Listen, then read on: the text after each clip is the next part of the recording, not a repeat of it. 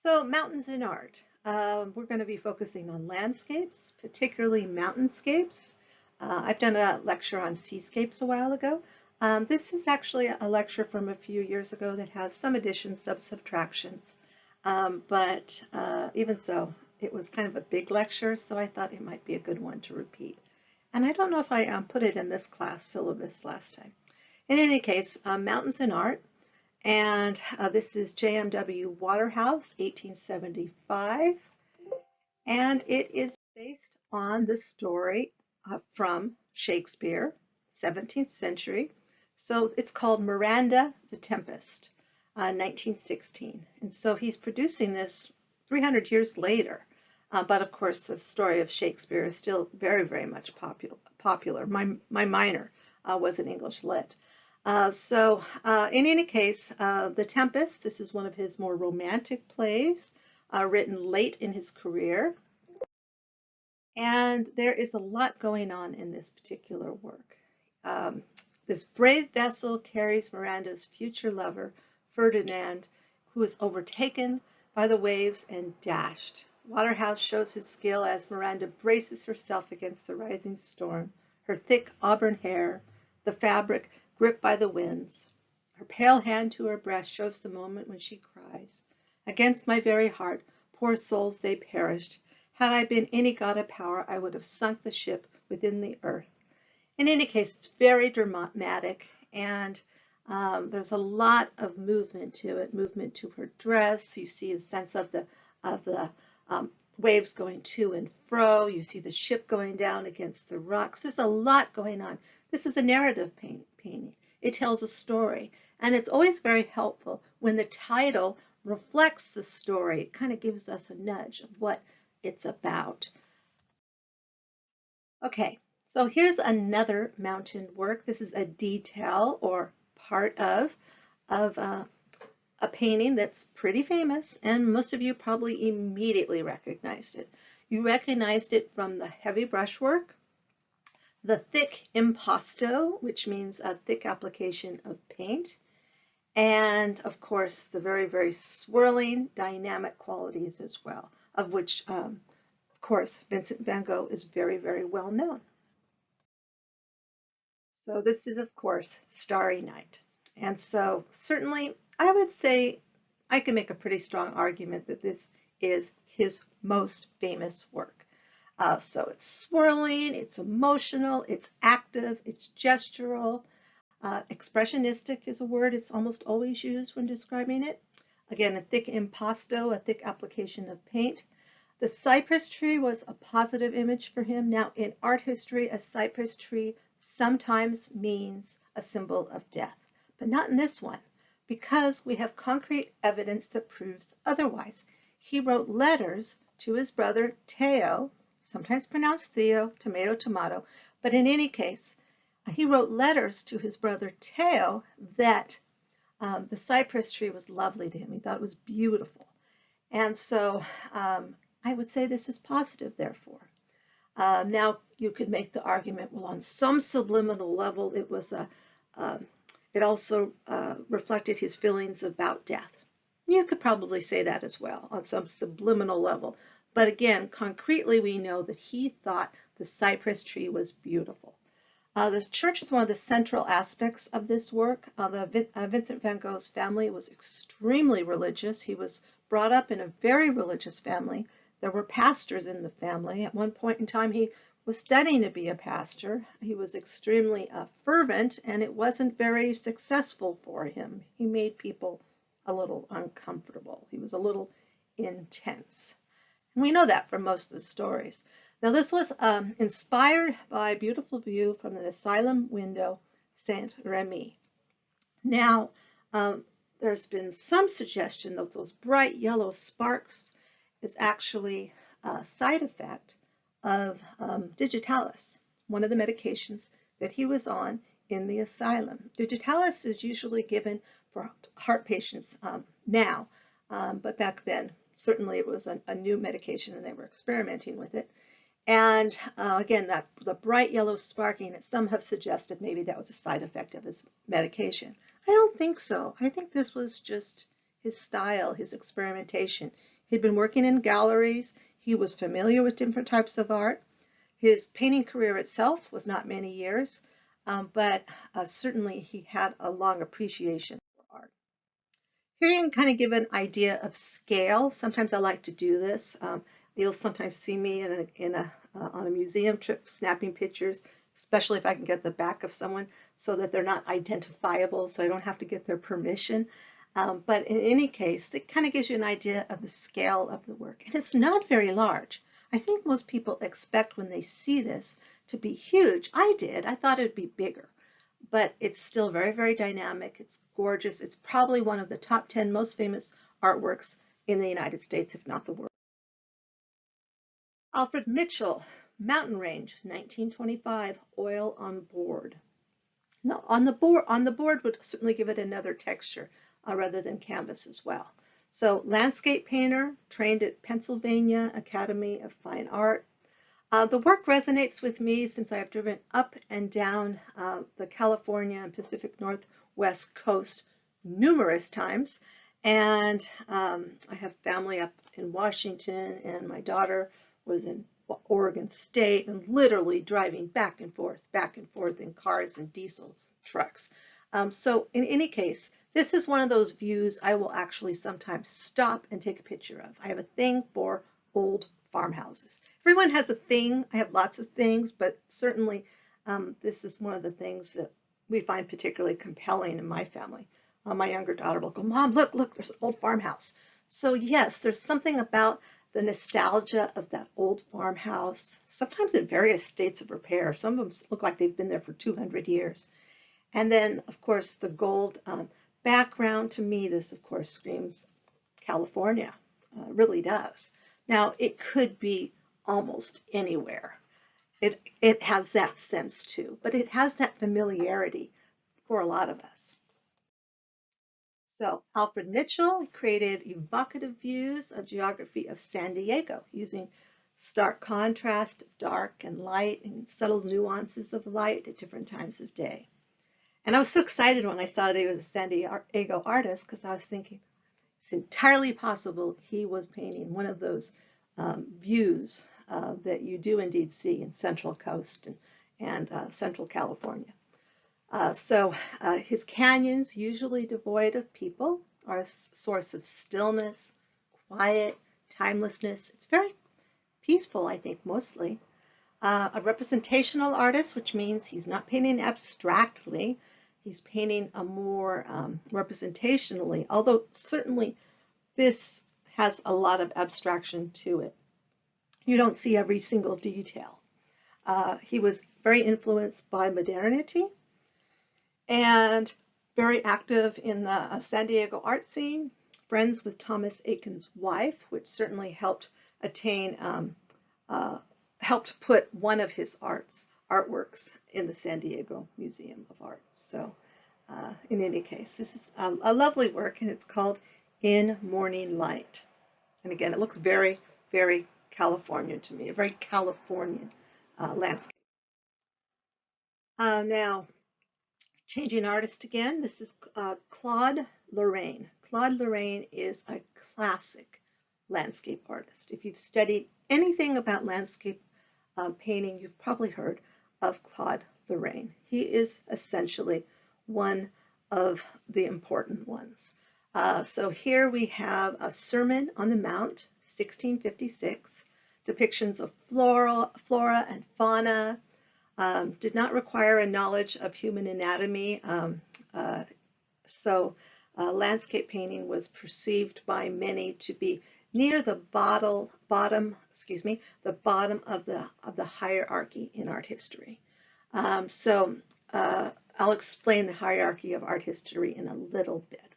So this was essentially the rules, and there was a hierarchy of what was more important. And this was something that was issued by the French Royal Academy in the 17th and 18th century. So landscapists elevated this status ultimately after Claude Lorraine, because I think he certainly got people interested in it, and it became more popular under his paintings. His paintings often have some little bit of a classical aspect to it. A Claude Lorraine painting will often have a classical column in the background or some reference to the classical past. Now, in this particular work, I'm showing you a reference to the biblical past. And so that's something that an academic painter would also be very well versed in, is mythological paintings, classical, academic paintings, and certainly biblical paintings as well. And so it has a sense of proportion to it, a sense of balance.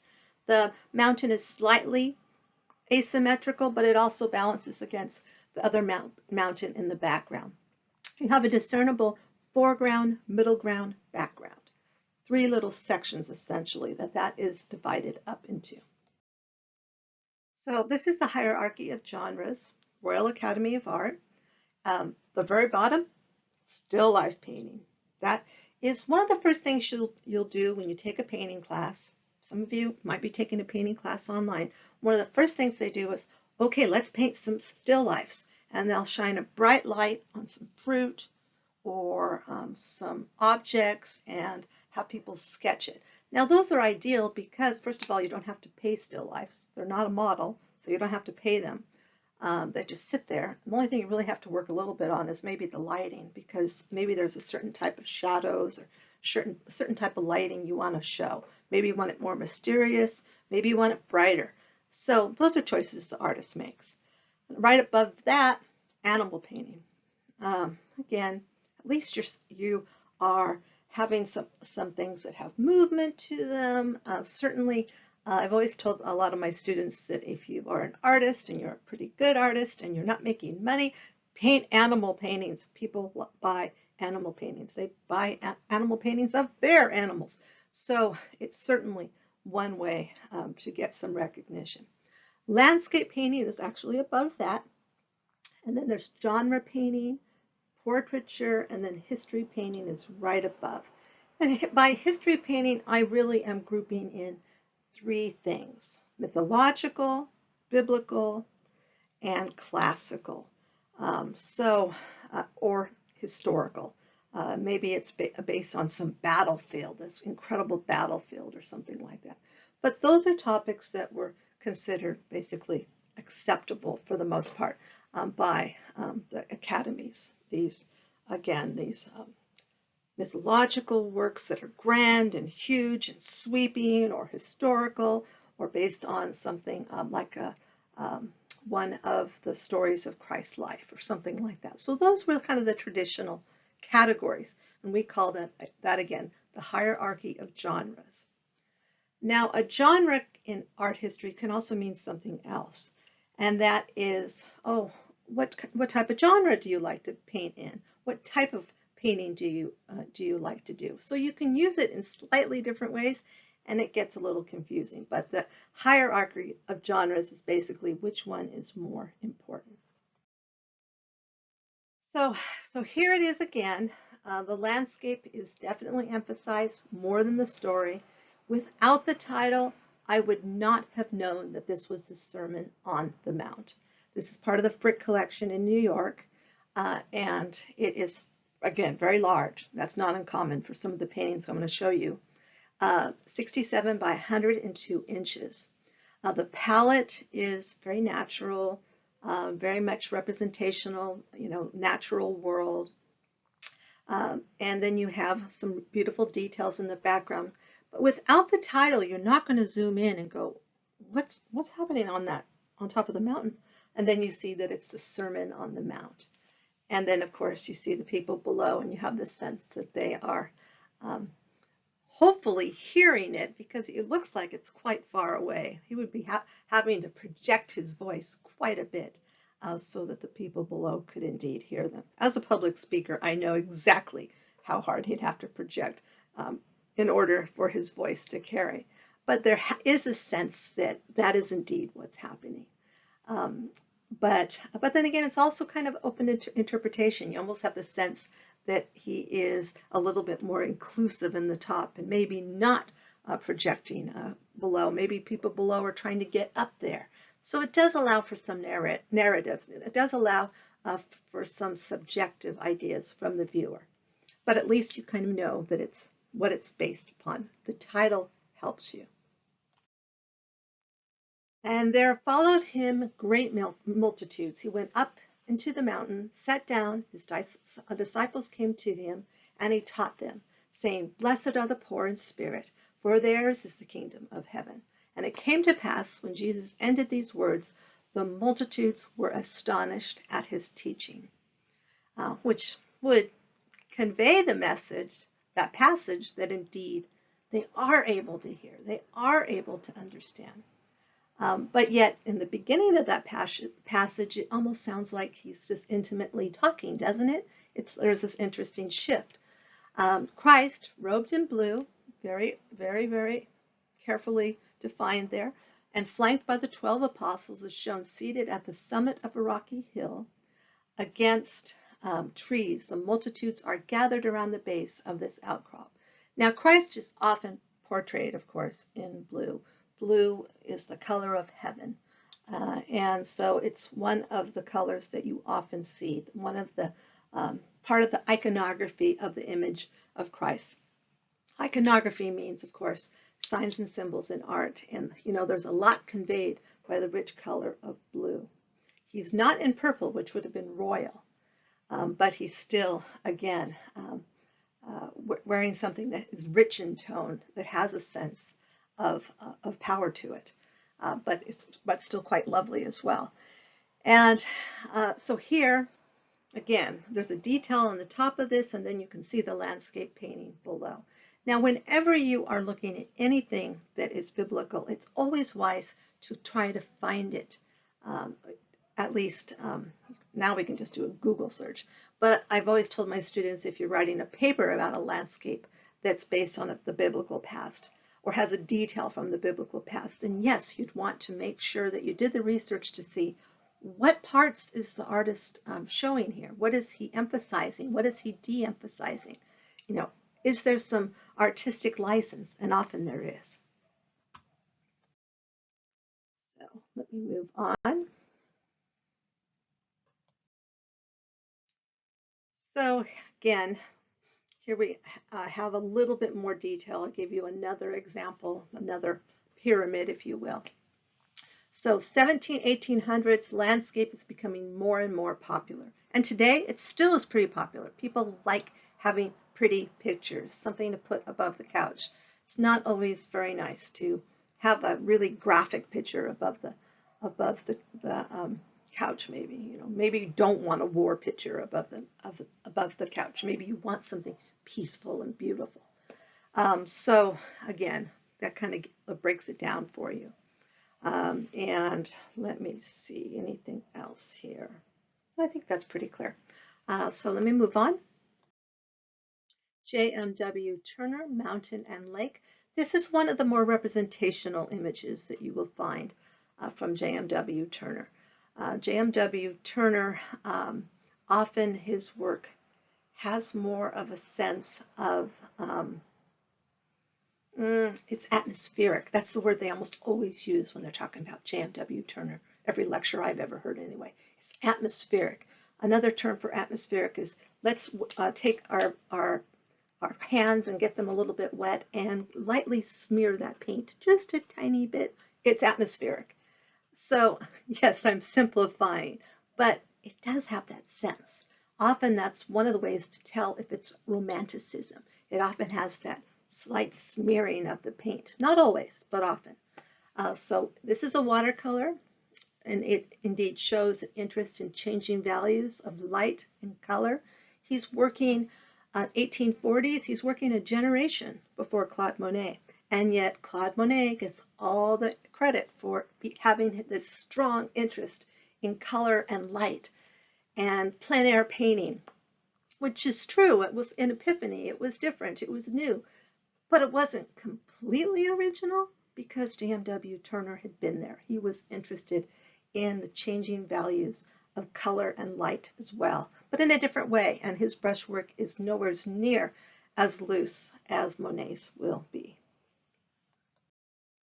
J.M.W. Turner, English Romanticism, and this is Cruhan.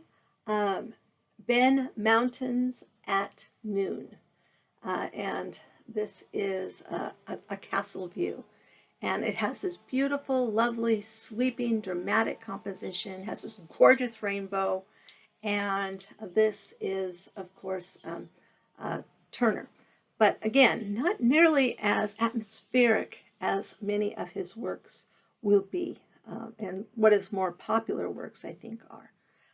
But certainly it's a lovely landscape. It's, of course, a limited palette. It's very, very natural looking, very natural colors. You have, of course, the greens and the browns and the cool colors of the sky, and of course, this brilliant rainbow as well.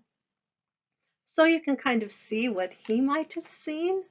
This is Kilturn Castle, Scotland, and you can compare it to J.M.W. Turner's view as well.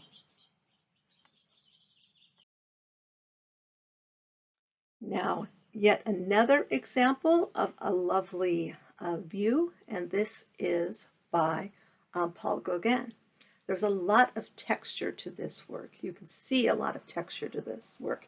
You can see the canvas showing through.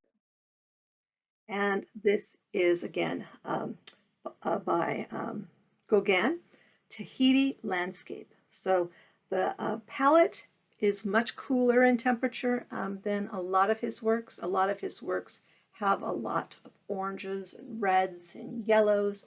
And this is primarily cool colors. Very, very cool. The cool colors of blues and deeper violets and the light blue sky with, of course, the clouds. It's very peaceful as well. And so this is kind of a unique example from Gauguin. It's not what I would say is typical in the style of his Tahiti landscapes. So move on.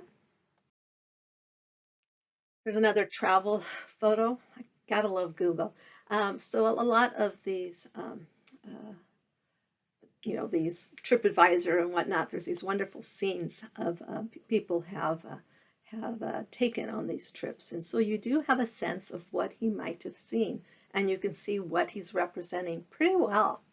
And so here you can see a view. Now, mind you, it was over 100 years ago, but even so, you have a sense of what his view might have been. This is more what I would expect from Gauguin. This is the palette I would have expected. So I was kind of a little bit disconcerted when I saw all those cool, beautiful blues and the water so calm and tranquil, quite different.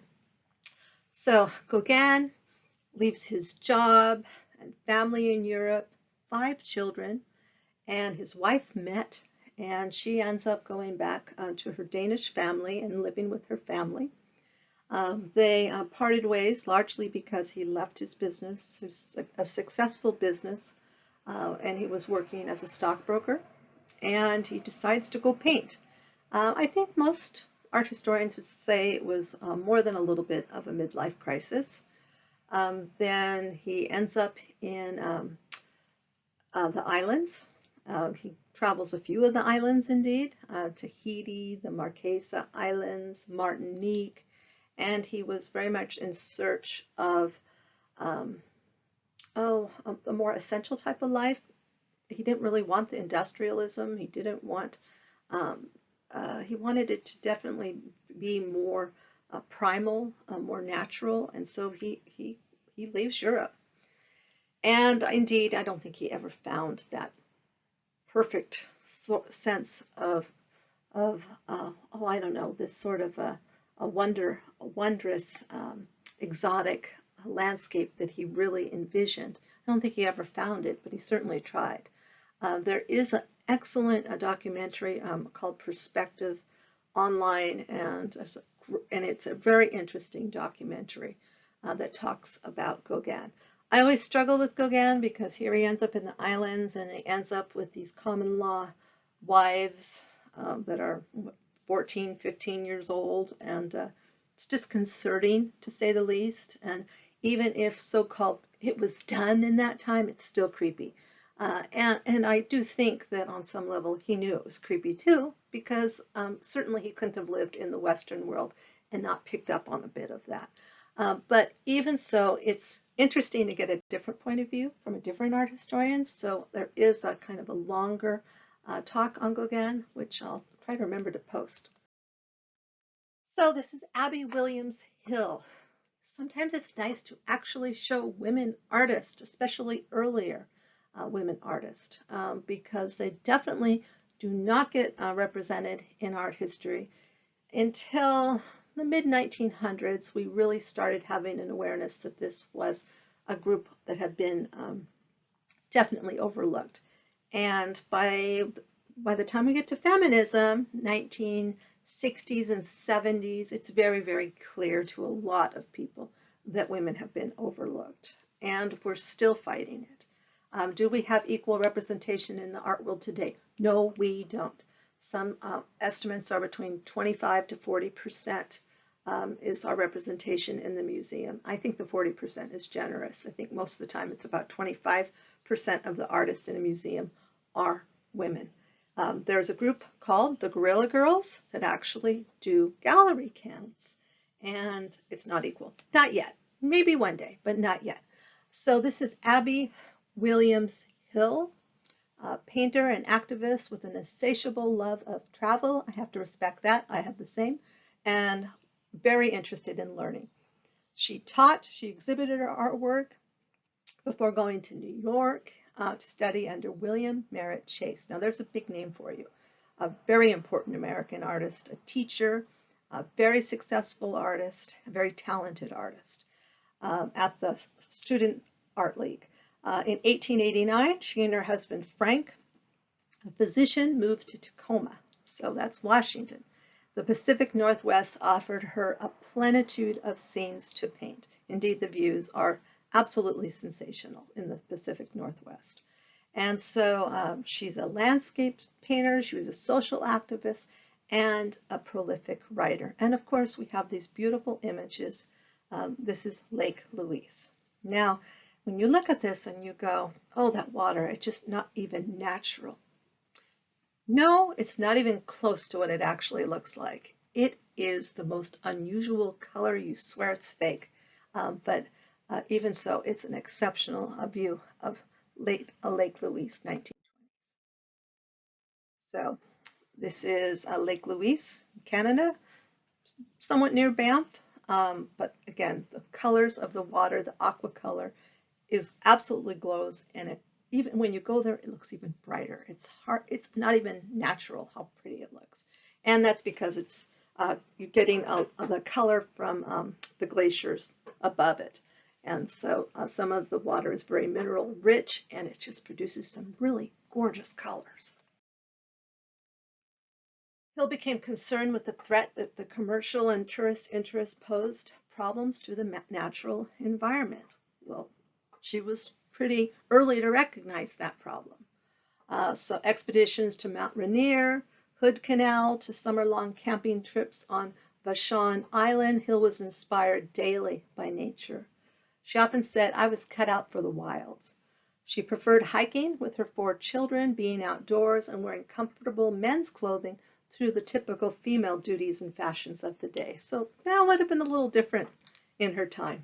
So, but here again, there's some really sensational views of Washington. Hood Canal is in Washington too. So this is Abby Williams Hill, Mount Rainier from Eunice Lake, 1904. And William Went, his view of Mount Rainier, Paradise Valley, 1910s.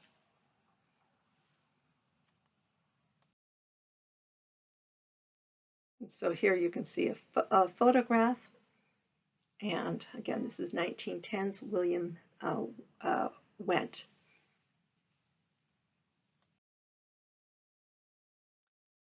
So here, this is Saddleback Mountains, so it should be a view that's pretty familiar to many of you. This kind of view is pretty much walking distance from my house, since I live up against the foothills, and it still looks familiar to me. I mean, certainly there's a few housing tracts in there now, but overall it's still very much familiar as far as the way it looks. And this is a German foreign artist that immigrated to the United States at age 15, works in Chicago as staff artist, moves to California after he marries a sculptor, so he marries another artist, lots of art in the family, gotta love that, and influenced by Impressionism. But the brushwork's not nearly so loose as some of the Impressionists, but he's still often listed as an American Impressionist because you can see the influences, the broad strokes, and the interest in light. This is another painting from Wendt, and instead of a landscape in format, a landscape being that it's kind of lengthwise, it's portrait style, and so that's a little different. It seems like most of the landscape paintings, of course, that I see are in the more traditional landscape format, where again they are more horizontal than vertical. He's part of a group that painted the canyons, hillsides, coastal scenes, and very much interested in Laguna as well. His work has been exhibited at the Laguna Art Museum also. One of the founders of the California Art Club, and shows the area before a lot of industrialization and population increases. And so, and there at the very bottom is indeed a picture with the Saddleback Mountains in the background.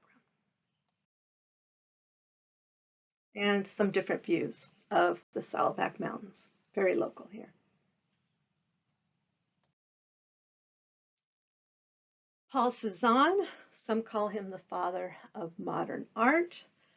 Google it, I think his name comes up first. Some have arguably called Edouard Manet the father of modern art, so it depends on the textbook, frankly. Views of Mount Sainte Victoire, his beloved mountain. She shows up over and over and over again. And yes, I've just personified Mount Sainte Victoire. So here you can see in the top corner, his brushwork is more tight, it's more controlled, it's much looser, and you can see the beginnings of Cubism in the bottom corner. Picasso and George Braque were very influenced by Paul Cézanne, and indeed you can call some of Cézanne's works pre-Cubist, because they are, look at that. And so certainly as time goes, his brushwork got more and more loose like that. Church, Frederick Edwin Church, 1854, A Country Home. This is one of his more famous examples. These works are, generally speaking, large, very large. So this was unveiled in 1854. It was a very popular exhibition. It was at the New York National Academy of Design. And look at the colors. I think we've seen this, these sorts of colors in a California sky recently. But it's really quite beautiful. And look at the reflection in the water. It's sweeping, it's gorgeous, it's sublime. You're going to hear me say that word a few times, and you'll understand why in a moment. A lot of these paintings are described as showing the sublime, something so beautiful it's hard to even describe. And so we paint it because we can't describe it. So there was at this time an interest in getting back to the essential, getting back to nature. You have Walden by Henry Thoreau, and you have these sentiments of a solitary life and getting back to nature, and they're both very interested in some of these ideas. And so writers, artists, this was something that they were creating as kind of an idealized world against the urban industrial growth that was taking off exponentially. Army General Joseph Gardner Swift, has a long name, purchased it. Now it is in Seattle. He was not exactly a collector. In 1854, he was living as a country gentleman in upstate New York, and in a landscape much like the one Church painted.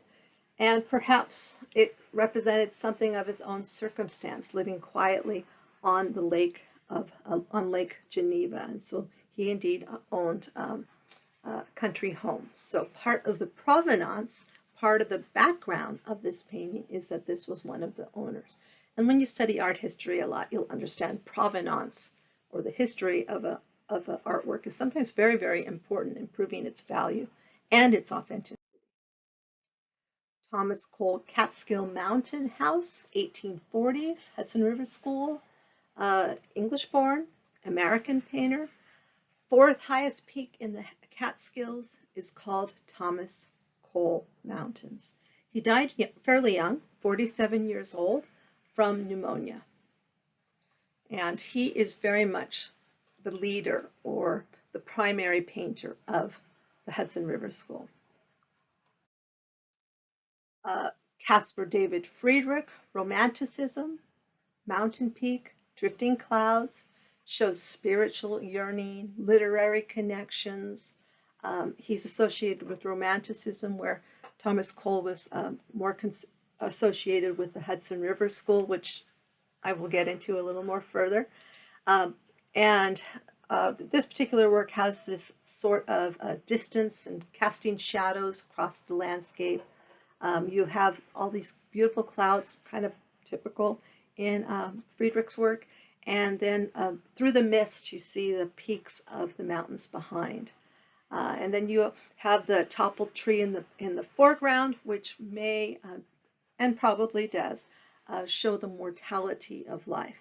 Friedrich's work tends to have a sense of the spiritual, sometimes a sense of kind of the depressing qualities of life. You know, there'll be a cemetery or something like that in a Friedrich work. Certainly, sometimes there's a solitary quality as well. And so I would say you can make a pretty strong argument that it's showing the mortality of life. And so let me move on. Albert Bierstadt, born German, American artist, lived to 72, married to Rosalie Osborne, only 2 when the family moved to US. But he does go back to Germany, where he is educated in Dusseldorf, and then he comes back to the United States. And he spent a lot of time in California. And so there's some really sensational paintings, particularly of California. He took photographs. His brother did too. Did numerous sketches of mountains and landscapes. Returned to Germany for technical training, again in Dusseldorf. And he painted the Alps a lot. And sometimes some of his mountains in California look like the Alps. And that's one of the criticisms of Bierstadt. In fact, when you're looking at a Bierstadt painting, look and see, does that look like the Alps or does that look like Saddleback Mountain? It's kind of fun to kind of note it, because he definitely tends to make them look more like the Swiss Alps. Married 1867, travels to London, very successful artist. This is not one of those tragic poor artist stories. Ultimately, her health required a warm climate, and they lived in Nassau, and later works were more tropical. He was a prolific, very, very well-known artist who died suddenly in 1902, and he's known for his golden light. That's another thing I definitely look for when I look at a Bierstadt, is do I see that really unique glowing light? And you often do. So it was lost to scholars for more than a century, and it's a painting of Lake Lucerne in Switzerland by Bierstadt. It was discovered recently with thousands of artworks, antiques, coins, and stamps in the home of a near recluse in Exeter, Rhode Island. The landscape, one of Bierstadt's celebrated early works, and one of his largest at 6'10"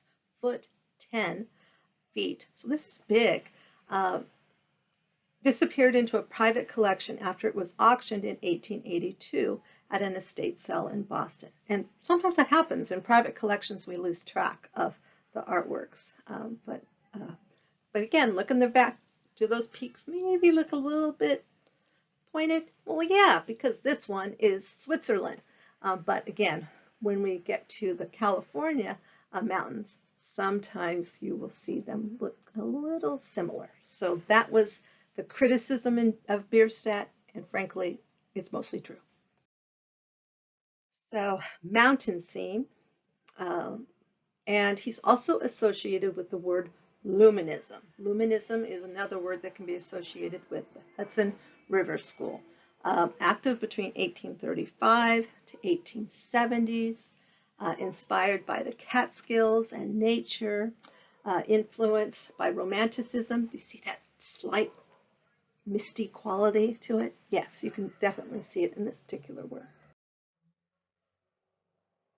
Bierstadt, Storm in the Rocky Mountains, Mount Rosalie, 1866.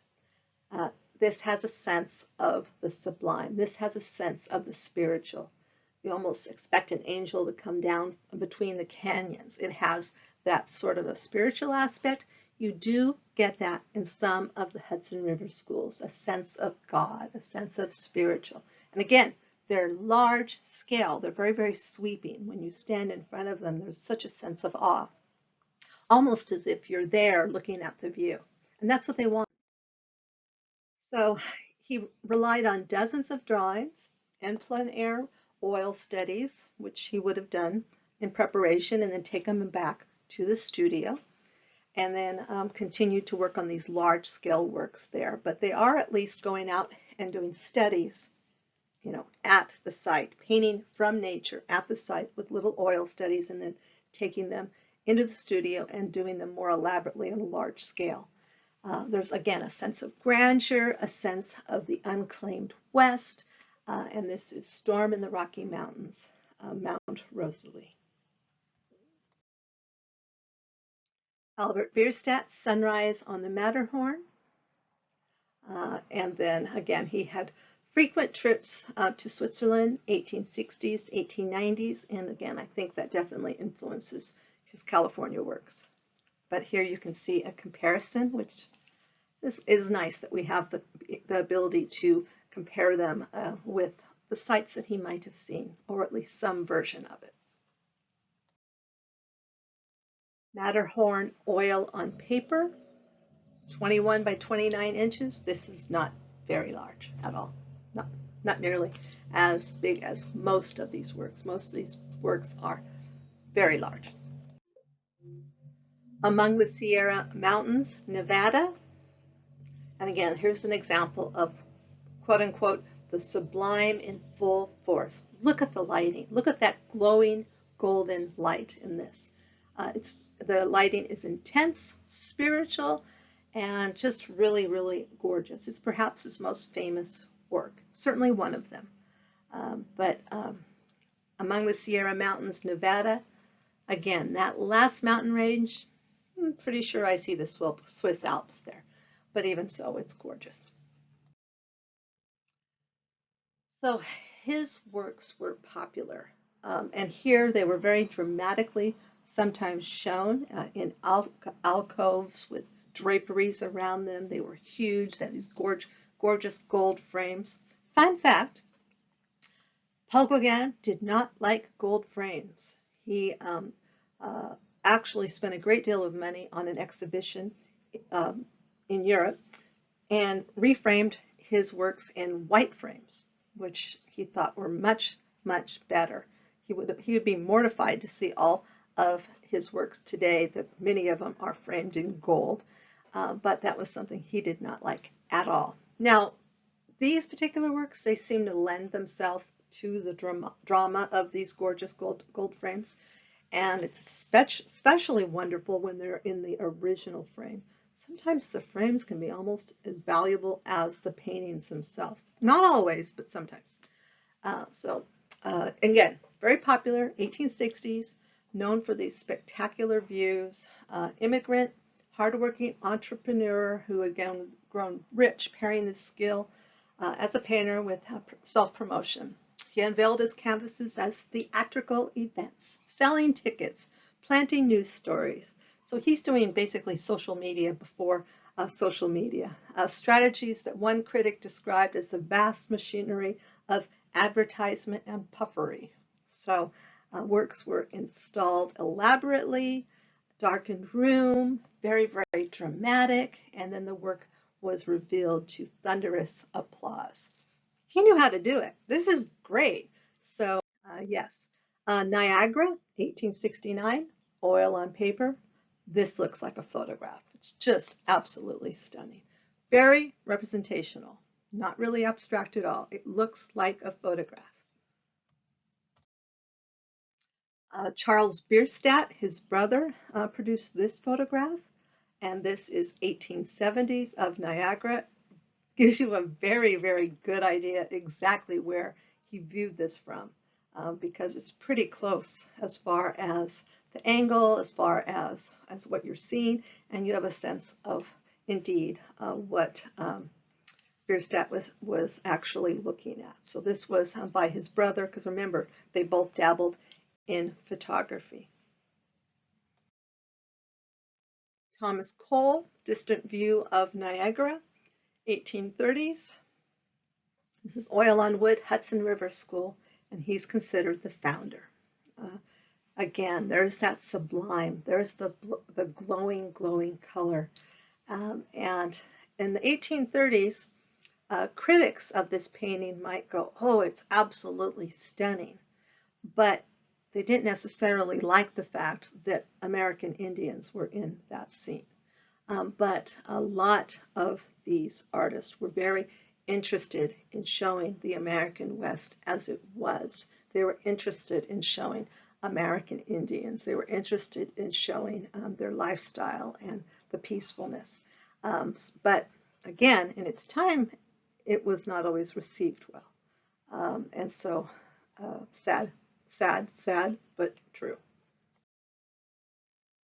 Alaskan Coast, 1889, oil on paper. So he traveled through Western Canada, 1889, Canadian Pacific Railroad by steamer in search of wild places. And he was actually shipwrecked. So he was shipwrecked in Loring Bay, and he lived with the other passengers in Native American huts and filled 2 books with drawings of his paintings and his surroundings. So that would have given him a unique perspective, wouldn't it? This looks cold too. Definitely looks cold. All the cool tones, I think, adds to that. He sketched the scene from the beach, and when he returned to New York, he created an oil painting, now considered one of his greatest works. The Ancon painting features the strong, expressive imagery of Bierstadt's works, but with little of the shining glory or golden light that he often portrayed. And this was near Ketchikan. So again, I think it's always interesting to see it with photographs that kind of give you an idea of what they were looking at. A vintage photograph of the Alps, no known date, anonymous photographer, but again, gives you a little sense of the Alaska coastline if you haven't been there. And if you haven't, it needs to be on your bucket list. It's gorgeous. Bierstadt, 13 by 19 oil sketch, so not very large. And this is a Rocky Mountain Expedition. By oil sketch, I mean this is something that was probably produced fairly quickly, and it would have been like in front of the scene. And then he would take them back to the gallery. This would be something that he would use to produce something larger sometimes.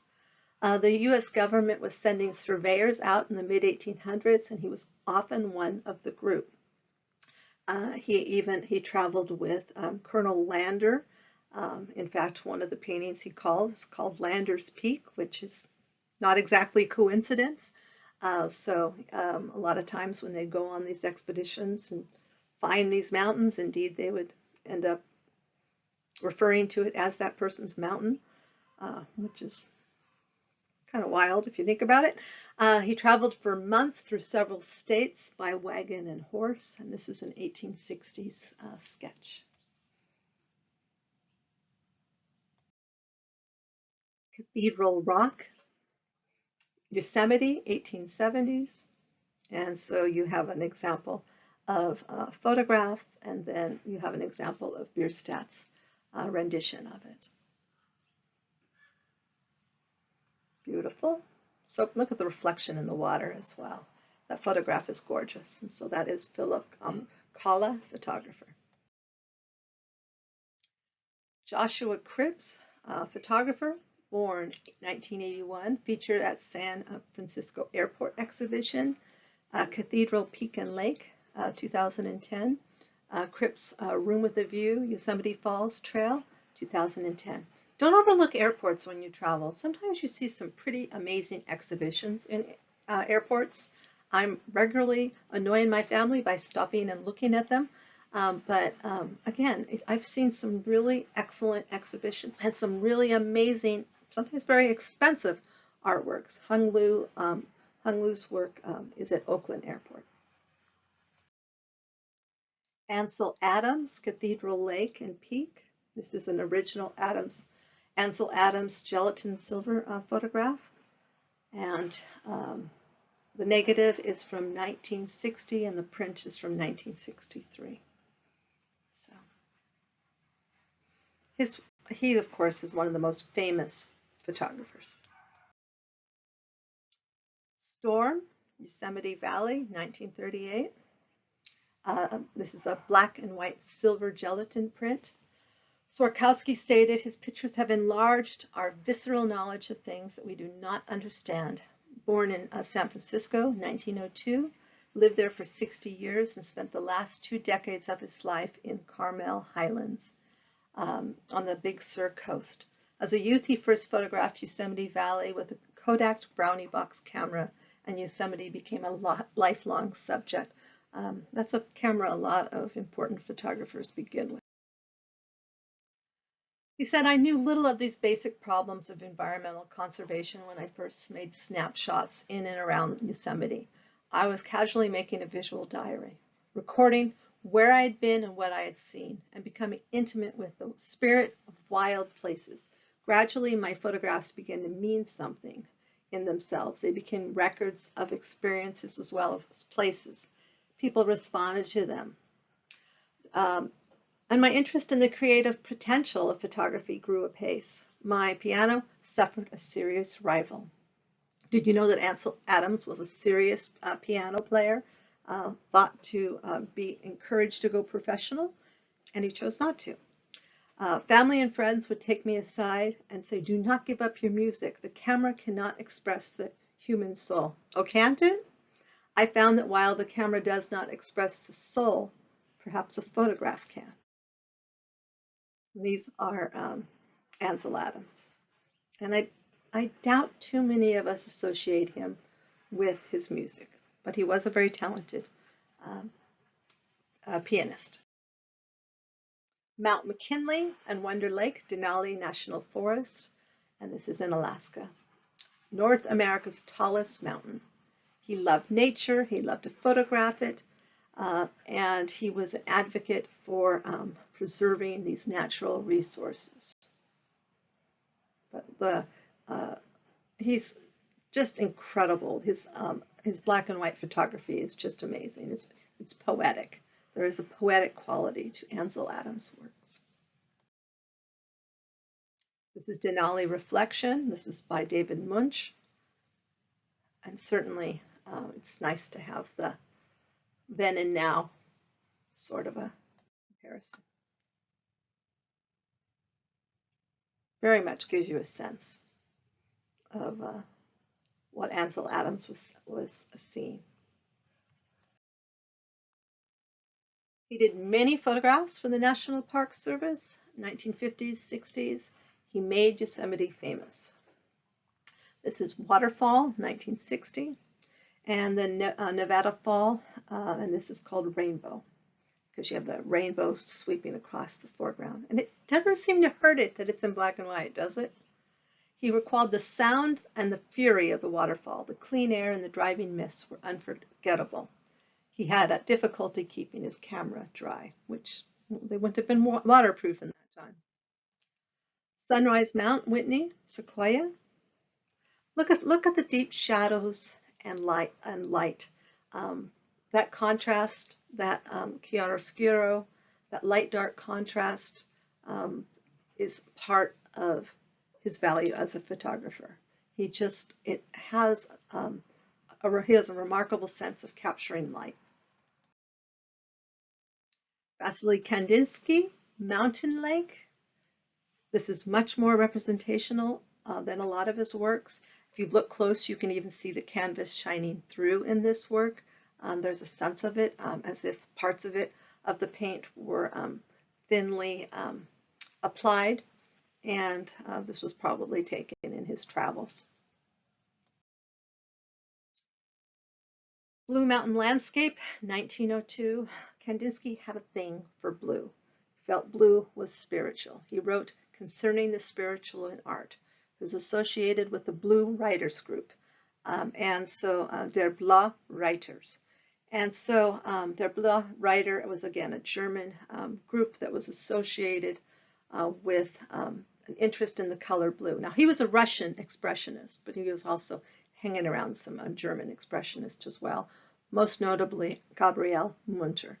The deeper the blue becomes, the more strongly it calls man towards the infinite, awakening in him a desire for the pure and finally for the supernatural. The brighter it becomes, the more it loses its sound until it turns into silent stillness. And this is by Kandinsky. This is, of course, lots of bold blue in this, but this is more typical of what I expect when I look at a Kandinsky. It tends to be more abstract. He's also called the father of abstraction. So 1909, by this point, his work is definitely getting more expressionistic, and he was also an excellent teacher as well. So he taught art 1901, 1903 in Munich at the Phalanx School and formed a close relationship with Gabriel Munter. So they lived and painted together, and Kandinsky was adept at claiming sole credit. And so here you can see both views of a mountain. Mountain in the Twilight, 1908, Kandinsky, 1908. So Munter was his partner on the front lines of the avant-garde, and at times their painting can be hardly told apart. And yet probably many of you have never heard of Gabriel Munter, which is sad. After their relationship ended, he went on worldwide renown, and she stopped painting for almost a decade. In the eyes of many, I was only an unnecessary side dish to Kandinsky, she recalled. And this is called Winding Road. Really bold. I love all the blues in this. And it has a little bit of a sense of folk art to it as well. Her parents were German. They lived for a while in the US. He met his wife there. They returned because her father had strong anti-slavery opinions. He was in dentistry. After she lost her parents and her aunt, she had a substantial inheritance, and she bought a home in Murnau. And indeed, she stayed in that home for most of her, till she was a very old lady. Gabriel Munter, 3 women in their Sunday best in Texas. Incredible photograph here, incredible. So notable because in this time period, to see these beautiful, beautiful black women in their Sunday dress, you don't see a lot like this at the turn of the century. It's pretty rare. So Munter's sister returned to the U.S. years later, 1898, to visit relatives in Missouri, Texas, and Arkansas. She was a 21-year-old orphan with a substantial inheritance, plenty of time, and a Kodak box camera. She had no artistic ambitions. She kept a detailed account of prairie life, recorded in 2 years' worth of photographs that sparked her career. Love this. André Durand, Mountains at Collier, and this is 1905, example of Fauvism. Associated with Matisse, leader of the Fauves, early 1900s. And this was produced when he was with the artist at a French fishing port. But the colors are just absolutely bold. The style, if I was looking at this and I was not looking at a didactic, a plaque right next to the painting, I might make the assumption it's a Matisse. It has a lot of Matisse's style, but they were working together. They were fauves together. The fauves, remember, are wild beasts. They're very much interested in bright, unnatural color. The word fauve means wild beast in French. And the colors were unnatural. The colors were downright shocking in the early part of the 1900s. Georgia O'Keeffe, 1916, Pink and Blue Mountain. And some of her works are very austere. They're very simplified. This is one of them. Watercolor on paper, just beautiful. Lake George, 1920s. This is gorgeous. It is so simplified. It is almost almost fully abstraction. You can certainly see the abstract qualities of this as well. You can certainly almost connect it to minimalism. It's just a really neat painting. It's just gorgeous. So from 1918 to 1934, she lived for part of the year at Alfred Stieglitz's family estate at Lake George. And her and her husband, Alfred Stieglitz, did not always live together. In fact, they kind of did better living apart for months at a time.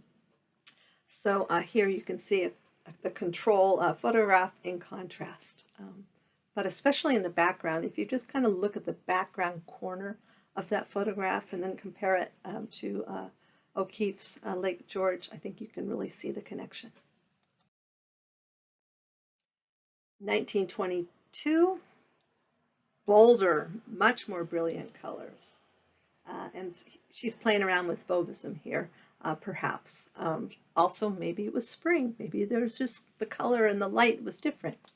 But it's gorgeous, absolutely stunning. Green Mountains, Canada. So 1932. Now this is looking a little bit more representational, not nearly as abstracted. Georgia O'Keeffe is sometimes associated, of course, with precisionism. It's this very, very clean, precise, clean lines. Precisionism.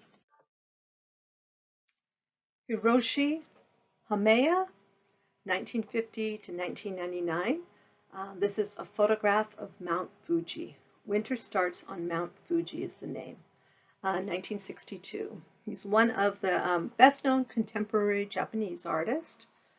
Born in Tokyo, he became interested in photography at an early age, 14. He buys his first camera, and the next year had a photograph published in Home Life magazine. So he had early success as a freelance photographer. And so this, of course, is just a really gorgeous picture of Mount Fuji. Hokusai, rainstorm below Mount Fuji from 36 views of Mount Fuji. If you know anything about Japanese art, you know that the image of Mount Fuji is shown over and over and over again. It's part of their culture. It's part of the things they value.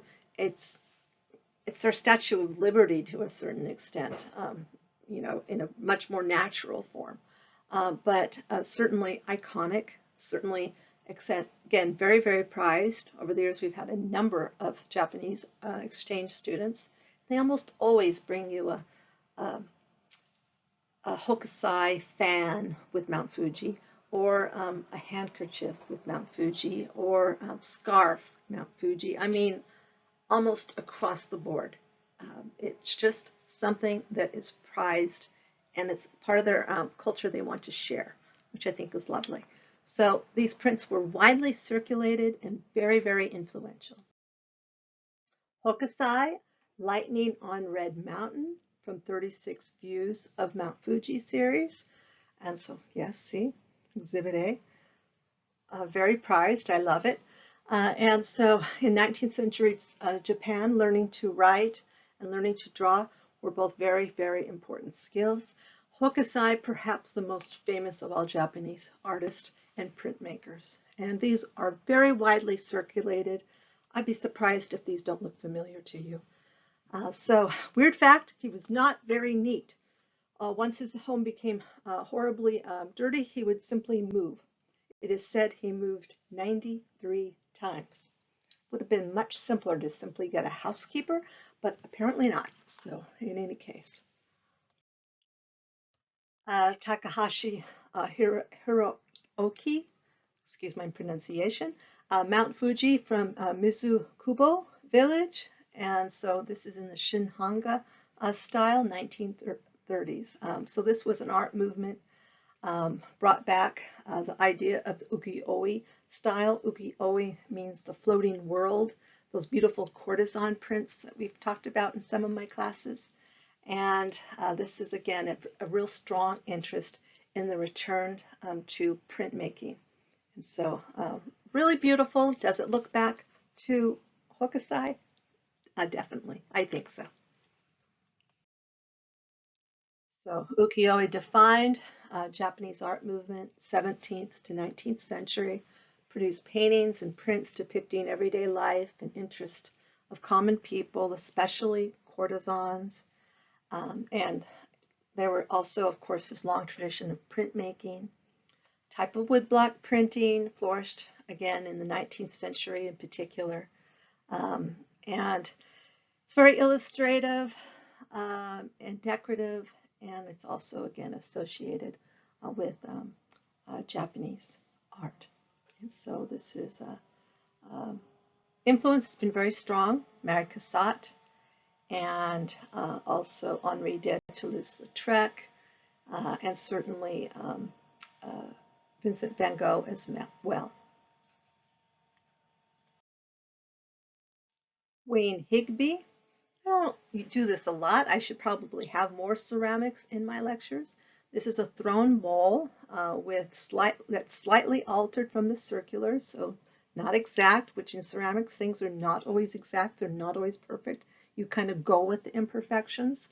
White, purple, brown, purple, white, blue, brown, purple, and gray glazes with crackle from landscape. This is raku fired, and it is that's a glazing technique. But look at the colors and look at the sense of mountains and earth that you see in this particular work. Wayne Higby, Green Water Afternoon. Midsummer's Bay is on the bottom. So very organic. You can see lakes, you can see foreground, background, and middle ground in this in green water in particular.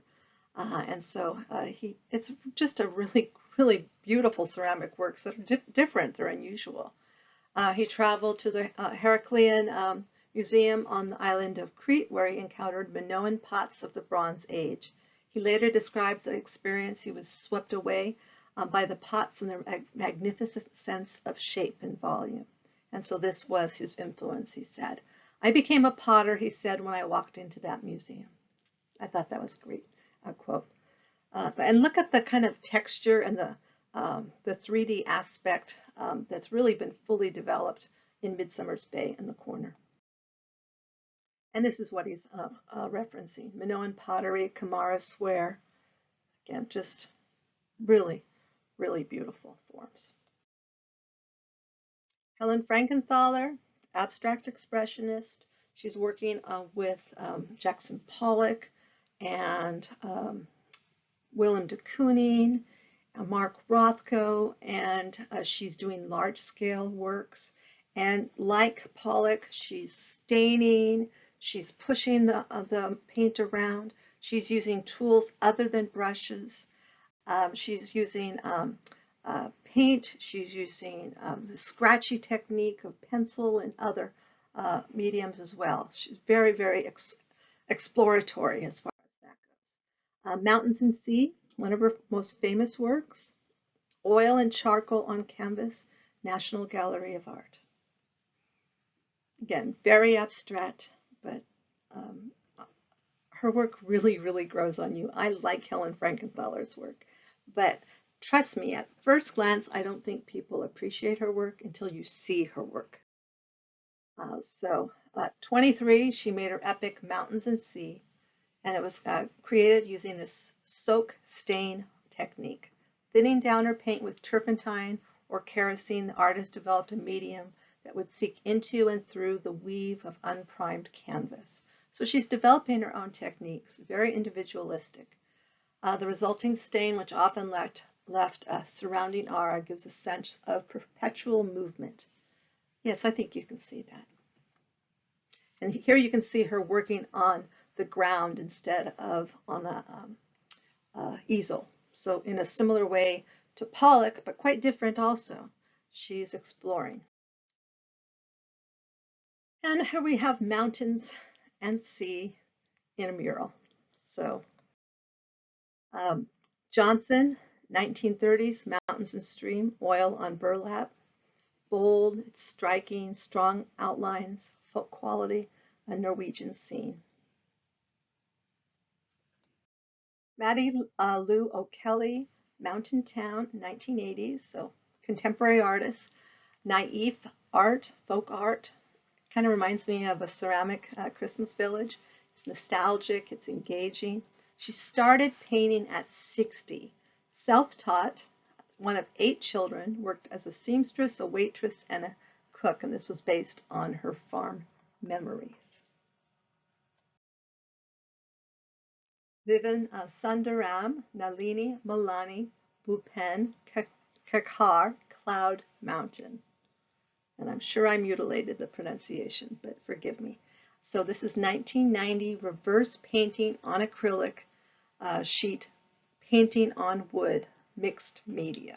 So this is an artist from India, and of course it's contemporary art. Very bold, very abstract, and Cloud Mountain.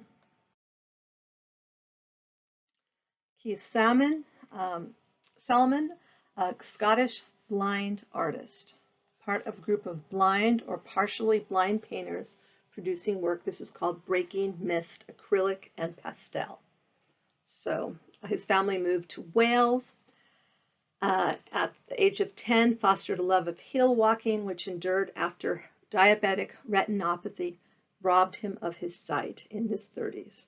Since moving to Scotland in the 1990s, he's climbed more than 100 Scottish mountains and features the rugged vistas of his home in abstract landscapes. And this is an example.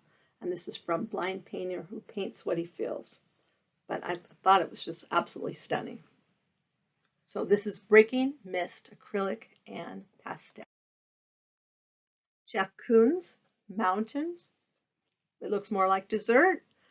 So I see it looks like almost a Pop-Tart there, and I see a peppermint patty, and I see a woman's hair. I see chocolate. I think I'm pretty sure he was hungry when this was conceived. The kind of organic white swath across the middle almost looks like some sort of I don't know, wild flower or orchid. So in any case, you can see the coastline in the background. And this is Jeff Koons Mountains. It's probably not a work you've seen. We, of course, associate Jeff Koons with his very bold pop art sculpture, the Balloon Dogs.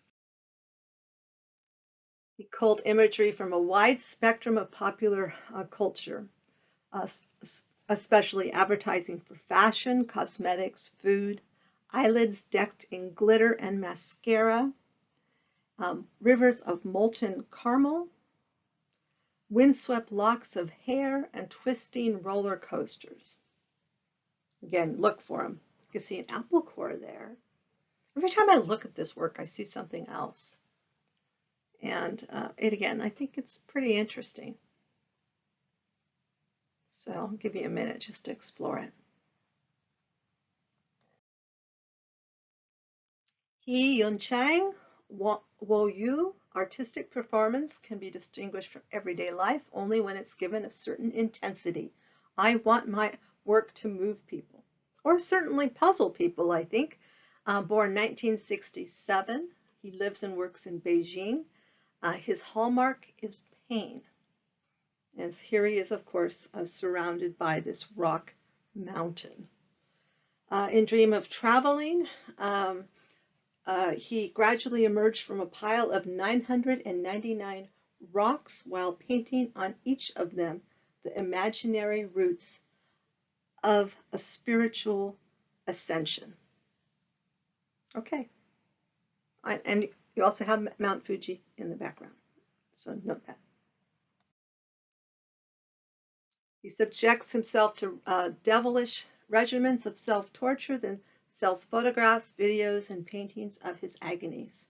Several of his works have been bloody processes in which incisions of specific lengths were made in various parts of his body.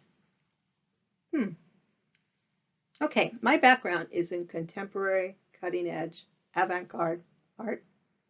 Even so, sometimes I'm very, very puzzled. But there it is. So thank you, and I hope you've enjoyed some of these beautiful mountain scenes and some of the more puzzling ones.